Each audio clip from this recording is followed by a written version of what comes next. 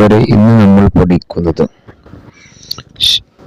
ഒരു കാര്യം ചെയ്യണം, പോകണം, ഇതുപോലെ ഒരു അഡ്വൈസ്, ഒരു ഒപ്പീനിയന്, അതുപോലെ ഒരു കടമ, ഒരു കർത്തവ്യം, ഇതിനെ കുറിച്ചൊക്കെ പറയുമ്പോൾ നമ്മൾ ഷുഡാണ് ഉപയോഗിക്കേണ്ടത്.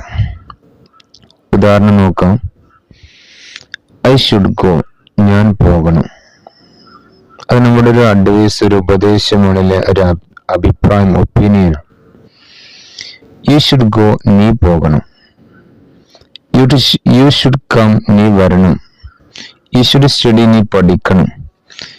You should consult A doctor, നീ ഡോക്ടറെ കാണണം.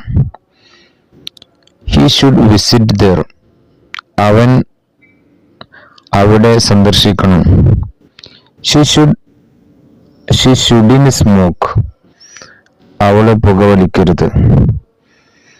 ഇനി നമ്മളൊരു കടമ, ഒരു കർത്തവ്യമൊക്കെ പറയാണ്, ഡ്യൂട്ടീസ് ആൻഡ് ഒബ്ലിഗേഷൻ പറയുകയാണെങ്കിൽ അവിടെ നമുക്ക് ഷുഡ് ഉപയോഗിക്കാം. You should obey your parents. You should respect your teacher. ഇതുപോലെ ഷുഡ് ഉപയോഗിച്ച് ധാരാളം സെന്റൻസ് പറഞ്ഞ് പ്രാക്ടീസ് ചെയ്യാം. ഷുഡിന്റെ കൂടെ നമ്മൾ ശ്രദ്ധിക്കേണ്ടത് വെർബിന്റെ ഫസ്റ്റ് ഫോം അഥവാ ഗോ, അതുപോലെ തന്നെ വിസിറ്റ്, കം, ഇതുപോലുള്ള ഫസ്റ്റ് ഫോം V1 ഫോം മാത്രമാണ് ഉപയോഗിക്കാൻ പാടുള്ളൂ.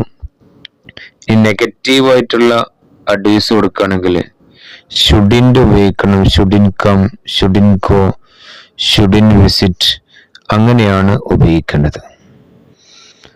ഡൗട്ട്സ് ഉണ്ടെങ്കിൽ നിങ്ങൾ കമൻറ്റിൽ ചോദിക്കുക.